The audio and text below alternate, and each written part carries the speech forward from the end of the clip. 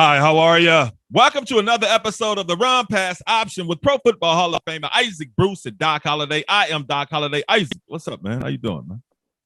And I am Isaac Bruce, Doc. I am well and I'm blessed, man. Glad to be back home here in South Florida. An eventful weekend, to say the least, but I enjoyed it.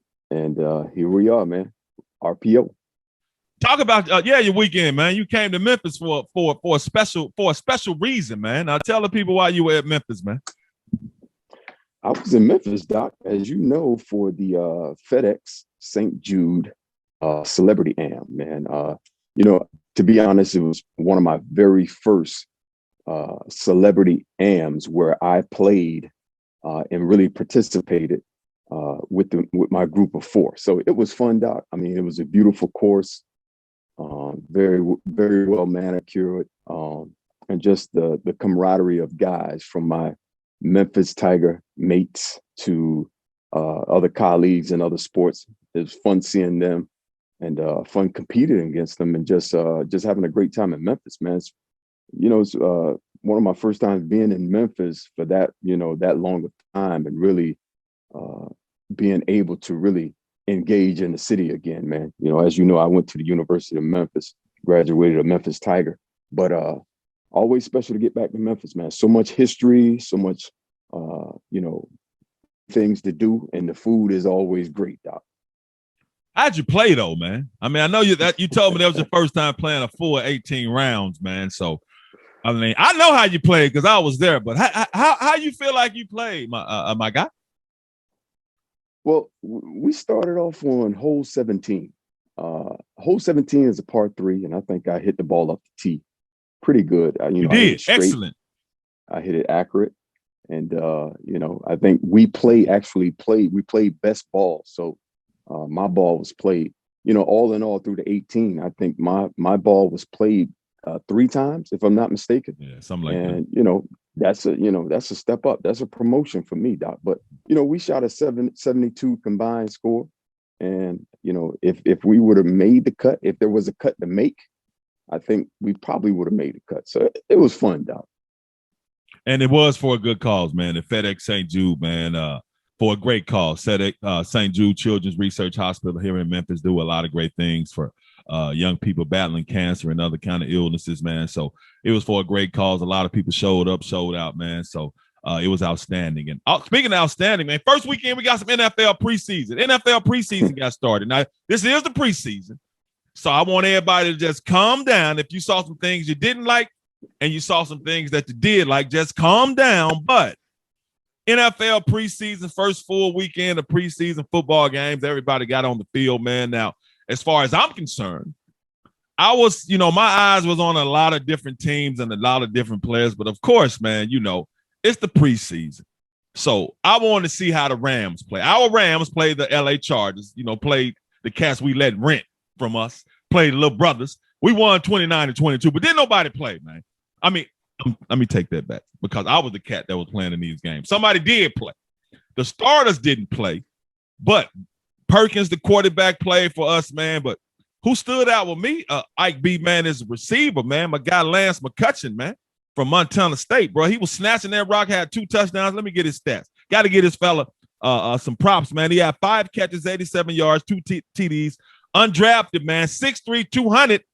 And, bro, he trying to find a spot on that roster, man, where I didn't even think we had any spots for wide receiver, but McCutcheon showing out in that first preseason game, man. So it's good for him and Bryce Perkins and other young cats getting out there, getting a chance to show what they can do. Well, Doc, let's let it be known that as far as professional football, as far as training camp is concerned, there are different levels.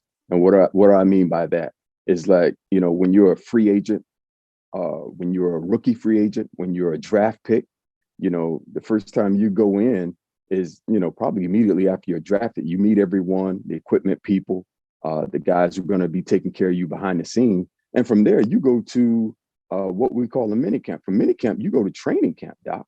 So you may have some success in training camp, or you may not have some success in training camp early. But what the coaches want to see is, Doc, what happens when you put the silks on? You put the Silks on the other night, that Saturday night, man. They want to see how you perform under the lights. Can you take what's been taught to you in a classroom to the football field and to the grand stadium, or what we call SoFi Stadium? Can you do that? And how does it affect you? Does it affect you in a positive way? Does it affect you in a negative way? Because some guys, you know, they cringe under pressure, and other guys, they explode. Have some guys, Doc, who the coaches have been getting on the entire training camp about lining up in the right place, knowing your assignment, who to block and how to get them. And game time comes, Doc, it clicks for him. You know, he's in his atmosphere, he's in his arena, and he just explodes into a totally different person. So that's what these preseason games are about, because you got some guys, like I just described, who rise to the occasion, and then you have some guys who you're expecting to rise, do the complete opposite, Doc. So preseason games are still important. You know, you talk about McCutcheon, man, you know, he's going to have to build on what he started this first preseason game. And it's always an interview for all 32 teams. So I'm sure he'll get out there, go back to work, and be excited about what he accomplished. Man, I'm always happy and glad to see undrafted free agents, man, rookies, man, go out in preseason and have good games and, you know, do some great things, man, not only in practice, but see it carry over into a ball game, man. So, because I had some success like that, you know, during camp in a couple of preseason games. So I always get excited for dudes like that, man. So Lance McCutcheon, I hope you keep it up, man. Keep it up, man. You get opportunities to make some plays, continue to make plays. Speaking of making plays, man, in our division, bro, San Francisco 49ers, man, I've been curious to see what Trey Lance was going to look like, man, because I found out today, I know Jimmy Garoppolo was still there, but, bro, they said they haven't given him a playbook. They don't really talk to him. He just there because he has the job is Trey Lance's job now.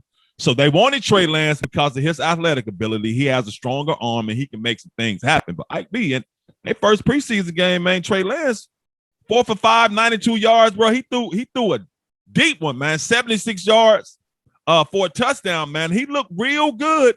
I know it's preseason, but 49er fans have to be happy with what Trey Lance showed, man. And LA Rams fans and us may have to be a little worried because of what Trey Lance showed. Well, Doc, I mean, they traded a king's ransom for this guy. I mean, if you can remember, man, they gave up a lot to get him. And it's a strange situation with Garoppolo still being in camp. He just have to prepare, get ready to do his things. If he gets traded, he does, which I believe he eventually will.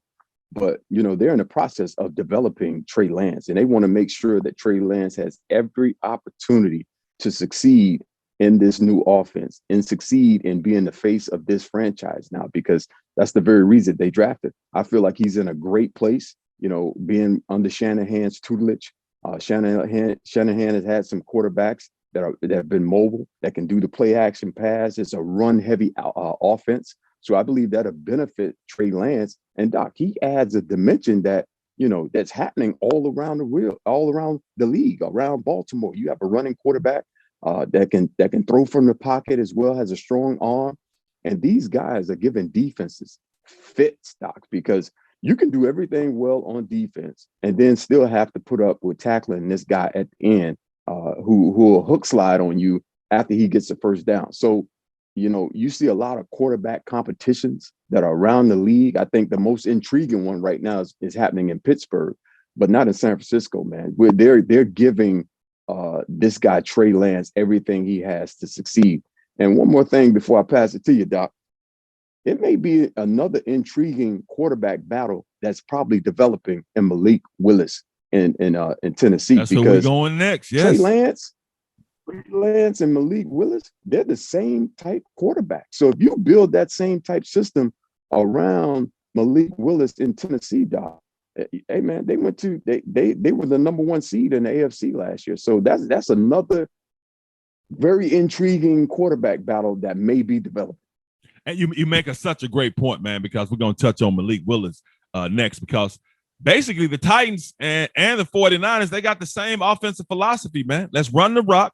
Let's be physical. Let's ball control down the field. And 49ers fans, before you all get too excited now you all have been beating our Rams. Y'all done have some some success. I think y'all won 6 games in a row before we took care of y'all ass last year in the playoffs. But anyway, y'all did that with Garoppolo, somebody who stands back in the pocket. I know Trey Lance likes to move around and run, but our Rams are successful against running quarterbacks because we always corral Kyler Murray. So 49ers fans, don't you all get too excited about that. But you made a great point, bro. Trey Lance, Malik Willis. Malik Willis playing his first preseason game for the Titans, and he looked good too, man. He made a throw. Now, 6 of 11, 177 yards, had a rushing touchdown, but he made a throw, man. This young Royal was going to the left, twisted his body around, and just yak one, man. I mean, with all kinds of velocity. I like what Malik Willis is doing. Say what you want to say, man, preseason, but it's his first game. But he showed what he can do, man. Tannehill, hey, man, your ass, man. Hey, look, bro, you'll feel that heat on you, man, because Malik Willis looked extremely good, and he has an all-pro running back right there. Well, they're not going to ask him to win the game. They just need him to manage the game and hand that thing off, man. So Malik Willis, as you talked about, Ike, look real good, man, and he may be putting some pressure on Vrabel to make him the quarterback one. Well, Doc, man, you know what? We talk about Tennessee quarterback play, man. Let's just be honest. It's come up small in the most important games that they've had here recently, man. We've seen Lamar Jackson come into Tennessee a couple years ago and defeat the Titans. And then just last year, man, we've seen a young Joe Burrow leading the Cincinnati Bengals into town when they were the number 1 seed. And, you know, it really didn't work out in Tennessee's for their benefit. I mean, just the quarterback play was just not what it should have been. But yeah, I think it's very intriguing, Doc. I mean, it's developing to what I feel like can be a real quarterback battle. I mean, they're really trying to see what they have in Malik Willis and if they'll be willing to move on from Tannehill, man. Who knows if he has any more guaranteed money on his contract or if they're really secure. If they were secure, I don't think you draft a Malik Willis in the 3rd round like you did. I mean, we've seen that happen in Philadelphia with Carson Wentz and Jalen Hurst when they drafted Jalen in the 2nd round. I mean, you know, you start writing on the wall.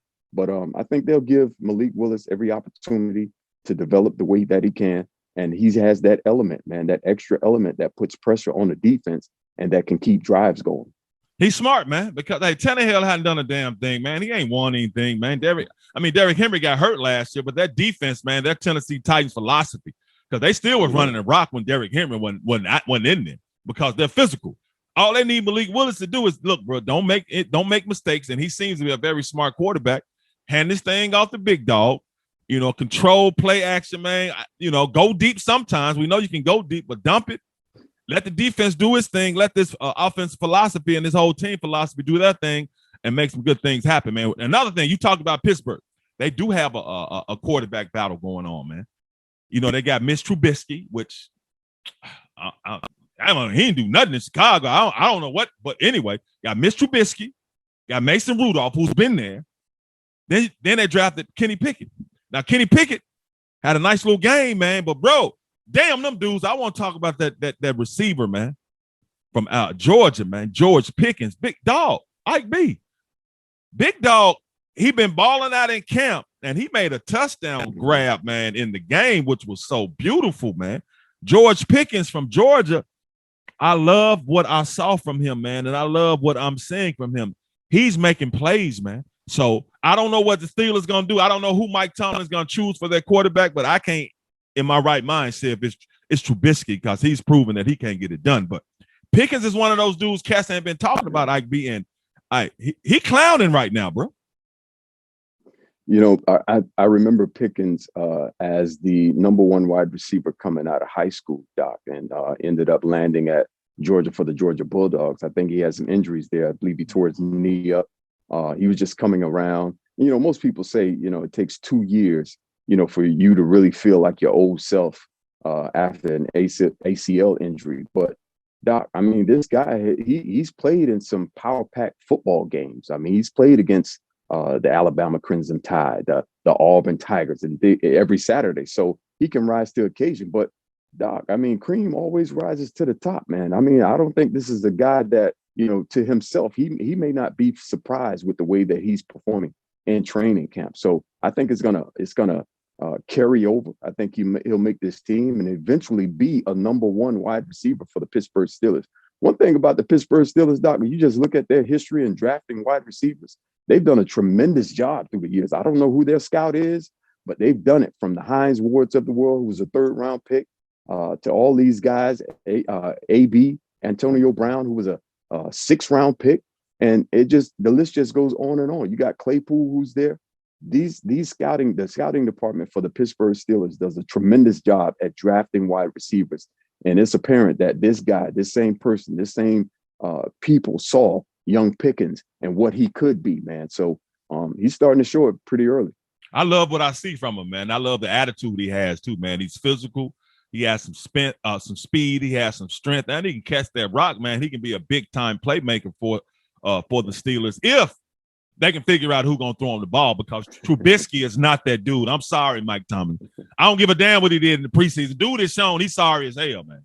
So get him out of there, man. So I love what George Pickens did in his first preseason game. I also love what Jalen Hurst did, bro. Eagles, man. I keep telling people, man, the Eagles gonna win the NFC East. Jalen Hurst went out there, go 6 for 6, 80 yards, touchdown, 7 plays, 80 yards, 1 touchdown drive. He was out there one time, took him on a touchdown drive, perfect. 6 for 6, 80 buckets. But my thing, Ike B, he showed some control of the offense, even though the Jets suck, but it's the preseason. He showed some control of the offense. He made some good decisions. He didn't force any passes.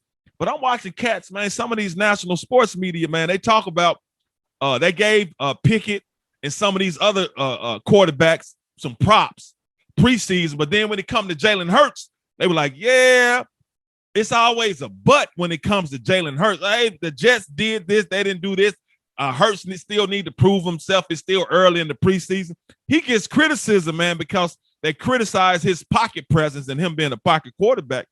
But look, man, to come out here, you don't get any better than that, Ike B. So I love what I saw from Jalen Hurts in his first preseason game, regardless of what anybody else said. Well, first of all, I didn't know you had picked the Philadelphia Eagles to win the NFC East. On the Doc Holliday show. I mean, you got to watch the Doc Holliday show, bro. I got to subscribe. Yeah, you got to subscribe. Subscribe to the show. Yes, sir. But that being said, Doc, I mean, you look at Jalen Hurts, man. Everywhere he's been a guy that's willing to battle. He's been a guy that's ascending. And I think even this year right here, he's taken the next step. He has just about everything he needs to be successful in Philadelphia as QB number one, as you say. I mean, from the coaching standpoint to having a very explosive running game, offensive line that can protect it, and a defense that can get after the quarterback. So I feel like the Philadelphia Eagles are loaded, and Jalen Hurts is the man to lead this group, man. I mean, he played well when he got in last year from a starting point, and you got to think about it. You're talking about the Philadelphia Eagles, who had 3 first-round draft picks that didn't use them to go out and get a quarterback. So they're going to put all their trust in Jalen Hurts leading this team and pushing this team to the point where they can make the playoffs and make a lot of noise, which a lot of people are predicting they do this year. Yeah, man. And the thing about it, man, plus they got that Memphis Tiger, man, Kenneth Gainwell, man, in the backfield. Yeah. Coming in, getting him some touches, man. He can make some things happen. But I'm telling you, NFC East, the reason because of Jalen Hurts and the things that, added AJ Brown, they added some more pieces, man. That's why I like what the Eagles looking like. And Dallas in their first preseason game is preseason, but they look just like they looked last year, bro. They had 17 penalties for 129 yards, bro. That's undisciplined ball. I don't care if it's the preseason or not. Penalties killed them last year. Now, they didn't came out in the first preseason game with 17 penalties for 129 yards, Ike B. 17 penalties is inexcusable, man. That shows that you're undisciplined, and that falls on the head coach. Mike McCarthy comes out in the postgame trying to act like it ain't that big of a deal. It is a big of a deal when your team has been known to make a lot of penalties, and here you all are in your first appearance in the preseason, 17 penalties, 120. Bro, have you ever played on a squad where they had 17 penalties in one game? Yes. Well, Doc, you know what? A lot of penalties always translates to losses. Yes. Because you're pretty much beating yourself. And, is it a big deal? I'll say, yes, it's a big deal, Doc, particularly when, penalties were an Achilles heel for you the year before. And it's the reason why you lost close games. So Doc, it does. I mean, it starts up top with Coach Mike McCarthy. He has to do a better job disciplining his players. Himself has to become more disciplined and spreading that message to his coaches abroad. Man, I'm not sure, which way they go with it or how they start with it, but Doc, you can't have 17 penalties in one game. I don't care if it is a preseason game because you're bringing new guys into your fold. You're bringing them into your culture. And what you want to expound onto them is that, listen, we're a disciplined football team. We don't give up unnecessary penalties, frivolous stuff, jumping off sides, pre-snap penalties. That's just something that we don't do here. So that message has to go through every new player that walks through that door, either via, from a draft pick to a free agent off the street, someone new to that culture. That has to be expounded upon. Doc, you talk about Jerry Jones saying he wants to be valuable in the playoffs this year. Doc, not with 17 penalties in a preseason game, and not with penalties in a game at all. Doc, you have to be a more disciplined football team in order to be valuable, not only in the postseason but also in the regular season that leads you to the postseason. So Doc, that has to be fixed, and it has to be fixed immediately. And my thing, man, as I said, that's a coaching culture thing, because if you all did it last year when you had your 53-man roster and it carries over to the preseason with cats who ain't going to be on the team, man, that's in the building, bro. That's in the building. So that falls on Mike McCarthy, man. You can say what he can say what he want to say as that's preseason, but bro, your ass gonna be out of here by game 6 or 7 if that's what y'all looking like and y'all not winning. You gonna be up out of here. Jerry Jones gonna get gone on you, man, and he should, man, because you all are underachieving like a man. But those for Dallas Cowboy fans who probably want to get out happy, joy, man. Hey, if y'all ass can't be disciplined and hold your water and know how to play, you got some problems. Go ahead, Ike. Well, Sean Payton is lurking, Doc. He is lurking. He's currently employed by one of the network television stations, but at the same time, Doc, I don't think he's done coaching. And I think Jerry Jones, I think he has him on speed dial. So, Doc, that's a difficult, challenging cloud to be playing under if you're Mike McCarthy, Doc. So your job can be on the line. You got guys jumping off sides, pre-snap penalties all over the place, Doc, for 129 yards. That's the length of a football field and some. So, Doc, it's got to be fixed. It's got to be fixed immediately. And Jerry Jones like, man, I want to break up with you anyway. Give me a reason. Please give me a reason. And you giving him a reason already, man, to get you up out of there and go date in court and marry Sean Payton again, because he wants to. He wants to. He's just sitting back and just waiting. So Dallas Cowboy fans, man, y'all better hope y'all squad fixes that, man. But going from the NFL to college, man, like as I said, you were here this weekend. We had a chance to go out there and check out our Memphis Tigers football, man. You went out there Friday. Well, we went out there Friday, and I went back out there Saturday and watched them scrimmage, man. This is what I like about our Memphis Tigers, man. Hey, for everybody that's not that don't know about our Memphis Tigers, hey, we got that sophomore quarterback, Seth Hennig, and in the scrimmage, he looked real good, man. Not only that, because Seth, he's a smart quarterback as well. He can move a little better than people give him credit for. He makes good decisions with the rock. Now, I was worried because we losing tight end Sean Dykes and Calvin Austin. He plays for the Steelers now. We lost him. But Ike B, number 17, who we saw in practice, who you were talking to, Cameron Wright from South Panola. Yeah.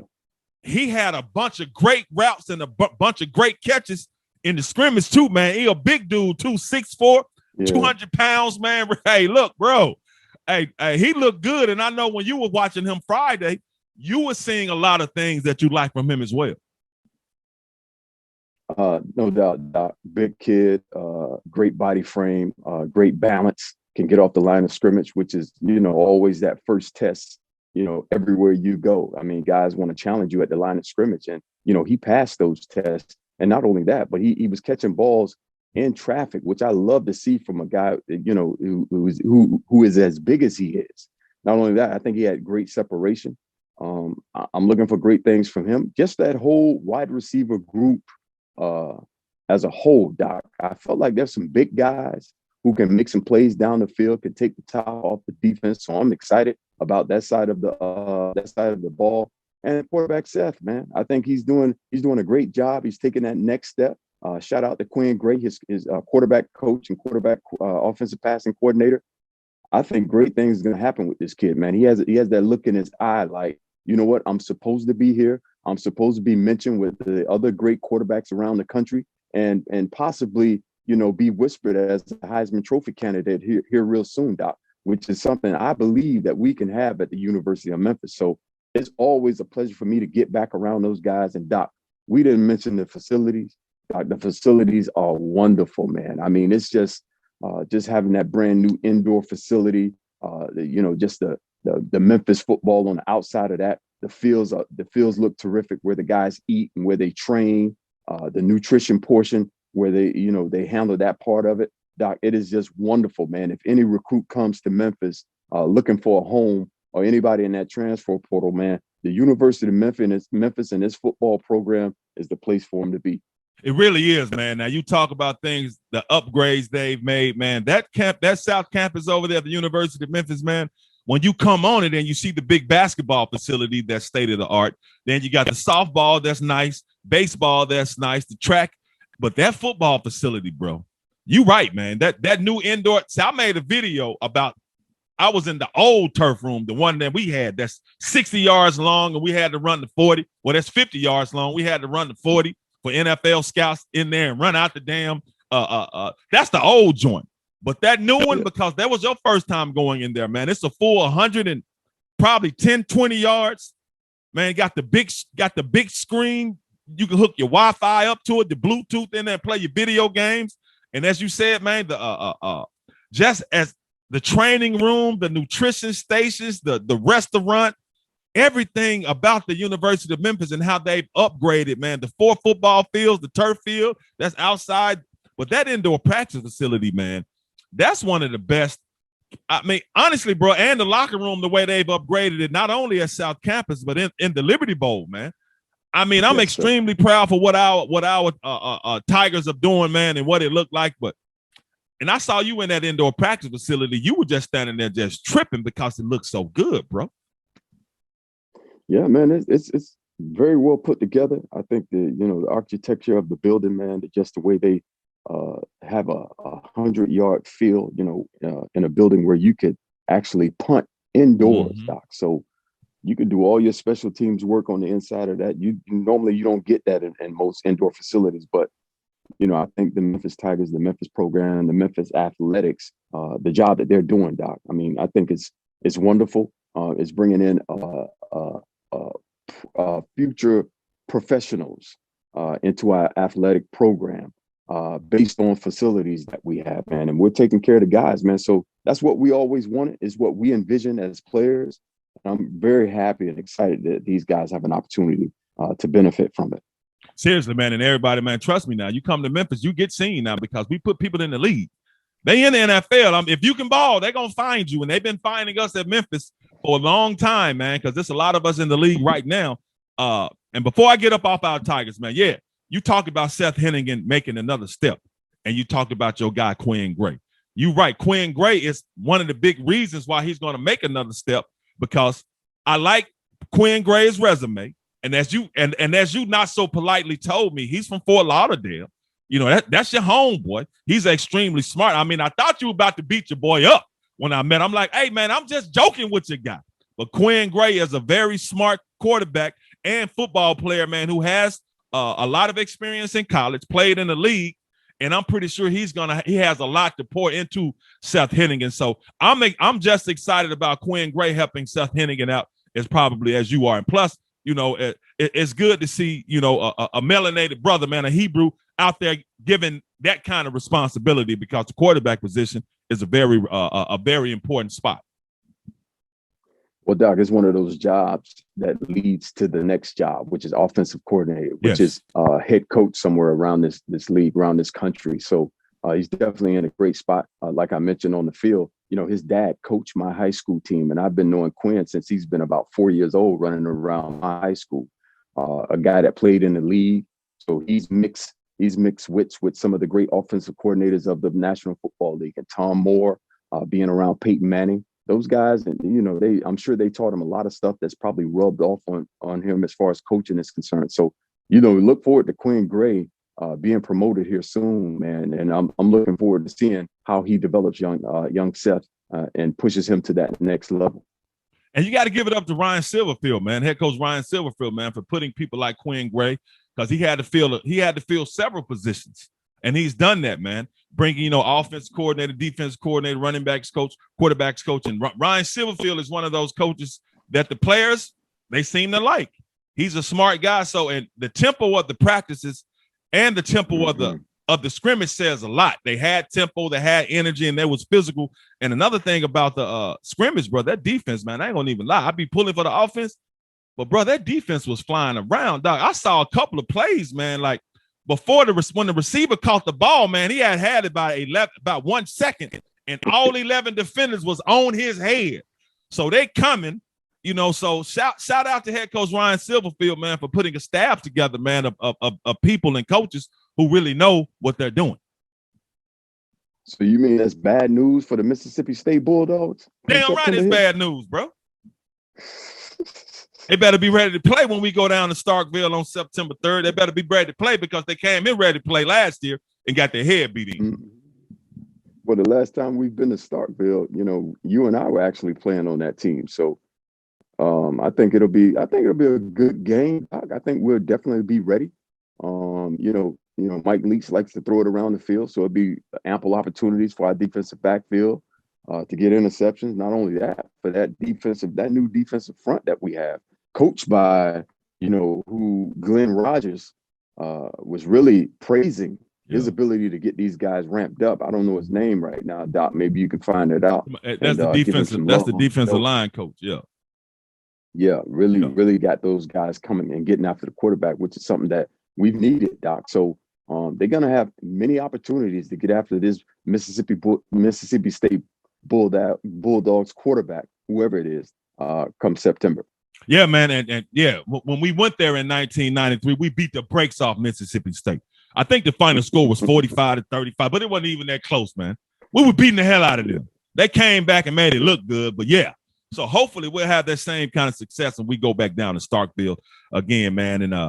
And hey, bro, I got to tell you this, bro. When we went to Fleming's on Friday, man, why you didn't tell me, man, I had the discount with the NFL PA card? You told me to go get my card, and you had me looking through it. I didn't know we got the discount, bro. I would have used the discount. I didn't know that, bro.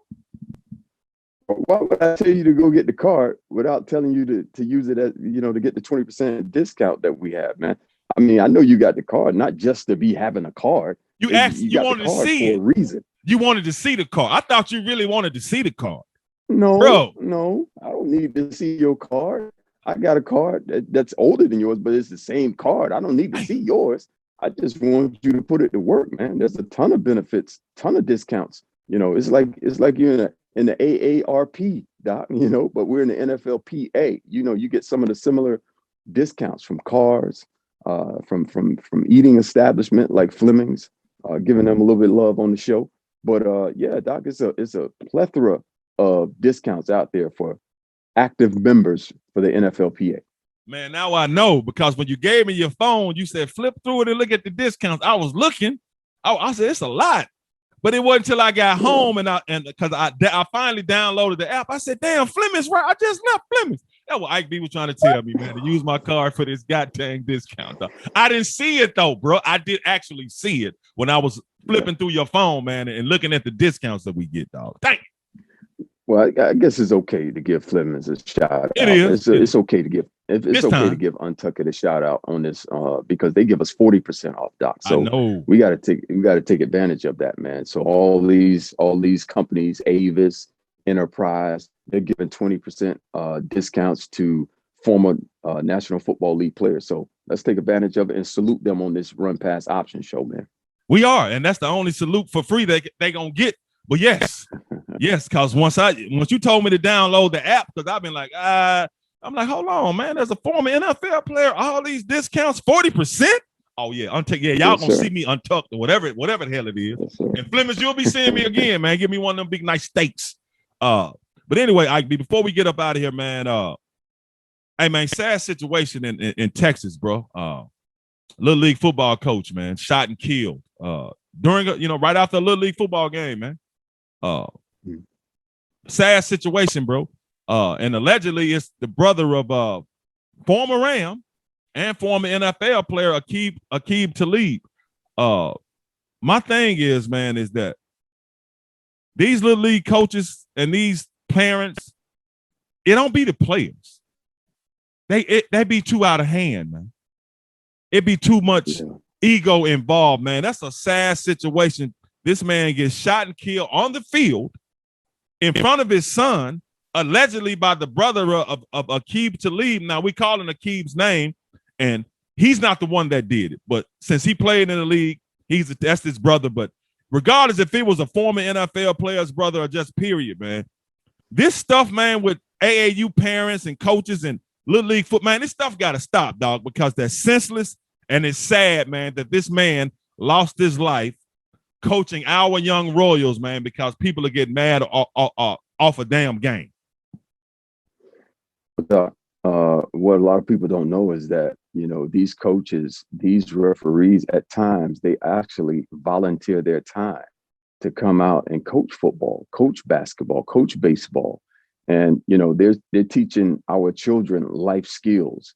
Not only that, but they're teaching them how to control their emotions and not to get too high, not to get too low, but keep it even keel and have what I call a supernatural disposition, Doc, for all things. So, you know, it's an unfortunate situation. And once again, you know, at the forefront of it is, you know, our brothers. And I think we need to do a better job counseling, self-counseling ourselves to the point where we can have conversation that may scratch and may cut each other a little bit, but at the same time, healed up those wounds, man, and let people know that it's not personal. I'm sure, you know, it probably, probably deemed from playing time, Doc. Let's be real. I mean, we're talking little league football where the participants are probably between the ages of 7 and 14 years old or 13 years old. It's not the end of the world, man. You get another opportunity. You get another game next week.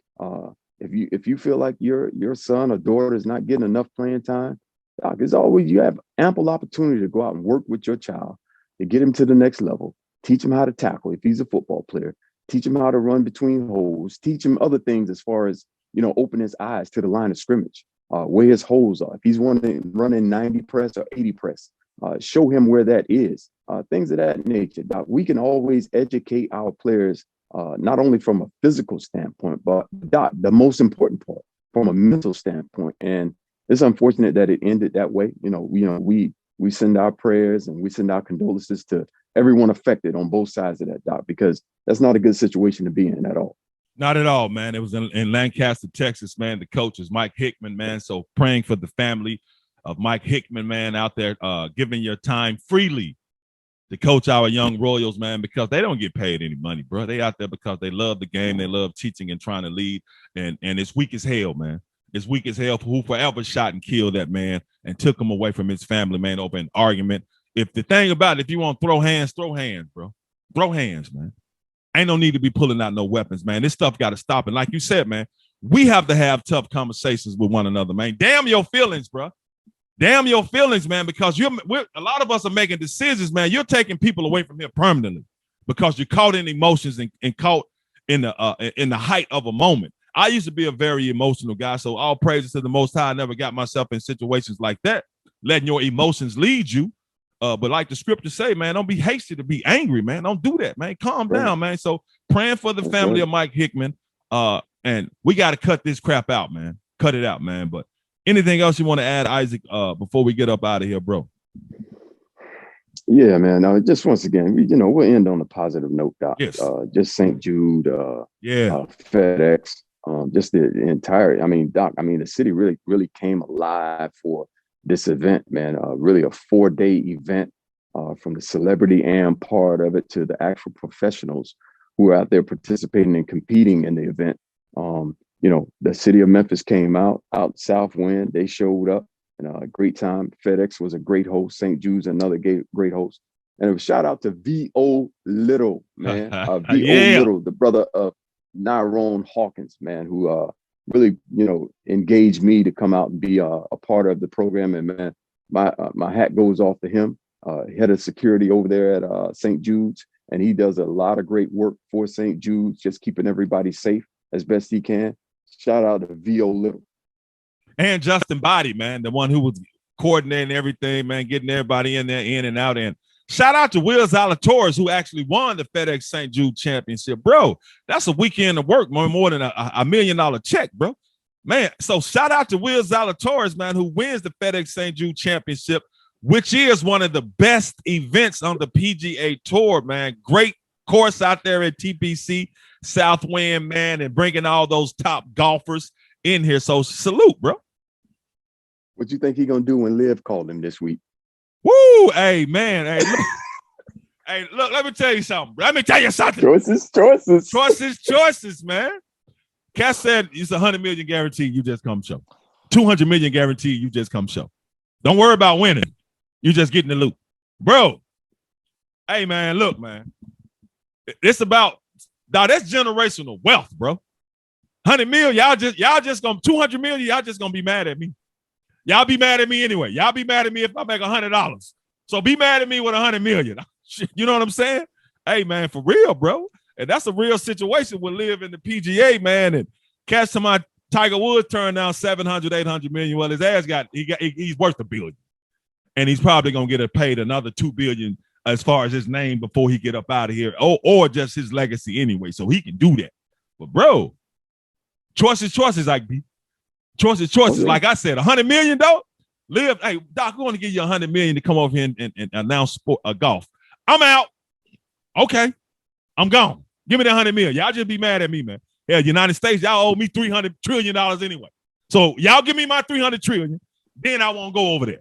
You know what I'm saying? So you're right, though. But yeah, bro, salute to the FedEx St. Jude and everything they did. And that Celebrity Am, man, it was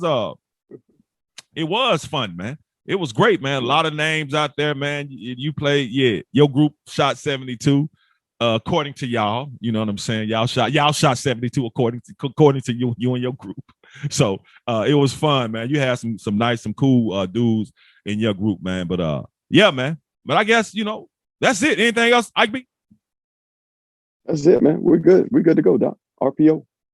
That's it. And that's going to do it for another great episode of the Run Pass Option with Pro Football Hall of Famer Isaac Bruce and Doc Holliday. We talk sports, all of it, because we know sports. We out.